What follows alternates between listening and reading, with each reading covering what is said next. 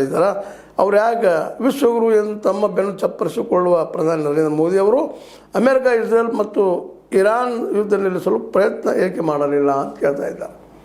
ಇದು ಯಾರೋ ಒಂದು ಪಾಕಿಸ್ತಾನದ ಪ್ರಧಾನಿ ಕೆಲಸ ಮಾಡ್ತಾ ಇದ್ದಾರೆ, ನಿಮ್ಮ ಕಡೆ ಯಾಕೆ ಬರಲಿಲ್ಲ ಕೇಸ್? ಅದು ನೀವು ವಿಶ್ವಗುರುಗಳು ತಿಳಗಿದ್ದಂಥವ್ರು ಜ್ಞಾನಿಗಳನ್ನು ವ್ಯಂಗ್ಯವಾಗಿ ಮಾತಾಡ್ತಾ ಇದ್ದಾರೆ.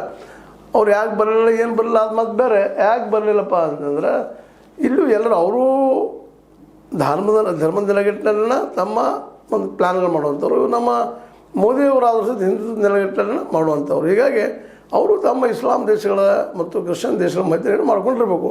ವಿಶೇಷವಾಗಿ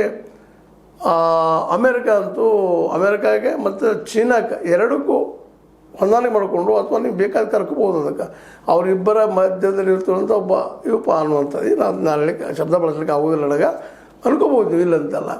ಚೀನಾ ಮತ್ತು ಅಮೇರಿಕ ಎರಡಕ್ಕೂ ಬೇಕಾದ ವ್ಯಕ್ತಿ ಯಾರಿದ್ರೆ ಅದು ಪಾಕಿಸ್ತಾನಿಯವರು. ಯಾಕೆ ನಮ್ಮ ನೋಡಿ ನಾವು ನೋಡ್ತಾ ಇದ್ದೀವಿ, ನಮ್ಮ ಇಂಡಿಯಾ ಜೊತೆಗೆ ನಮ್ಮ ಚೀನಾನೂ ಸರಿಯಾಗಿಲ್ಲ, ಅಮೇರಿಕನೂ ಇಲ್ಲ. ಇಬ್ಬರು ಇಂಡಿಯಾಕ್ಕಂದ್ರೆ ಅಷ್ಟ ಕಷ್ಟ.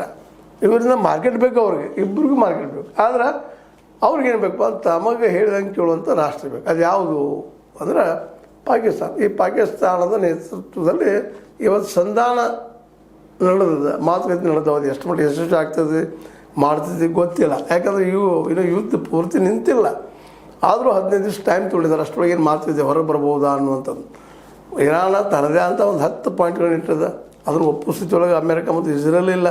ಆದರೆ ಇವತ್ತು ಹೆಂಗಾಗಿದೆ ಪರಿಸ್ಥಿತಿ ಅಂದ್ರೆ ಅಮೇರಿಕ ಮತ್ತು ಇಸ್ರೇಲ್ ಪರಿಸ್ಥಿತಿ ಹಿಂದೆ ಬರೋ ಪರಿಸ್ಥಿತಿ ಒಳಗಿಲ್ಲ, ಇರಾನ್ ಸಹ ಹಿಂದೆ ಬರೋ ಪರಿಸ್ಥಿತಿ ಒಳಗಿಲ್ಲ. ಅಷ್ಟು ಮುಂದೆ ಬಂದುಬಿಟ್ಟಿದ್ದಾರೆ ಯುದ್ಧದ ಈ ಸಂದರ್ಭದಲ್ಲೇ. ಅದನ್ನು ನಿಲ್ಲಿಸಬೇಕಾಗಿತ್ತು ಅನ್ನೋದು ಮಾತು ವ್ಯಂಗ್ಯವಾಗಿ ನಮ್ಮ ಪ್ರಿಯಾಂಕಾ ಖರ್ಗೆ ಅವರು ಮಾತಾಡಿದ್ದಾರೆ. ಏನೂ ಮಾತಾಡಲಿ, ಅದಕ್ಕೆ ಉತ್ತರ ಕೊಡುವಂಥವ್ರು ತೊಗೊಳ್ಳುವಂಥವ್ರು ಇದ್ದಾರೆ. ಇವತ್ತು ಮಾತ್ರ ಒಂದು ಮಾತನ್ನು ನಾವು ಈ ಸಂದರ್ಭದಲ್ಲಿ ಹೇಳಬೇಕಾಗಿದೆ.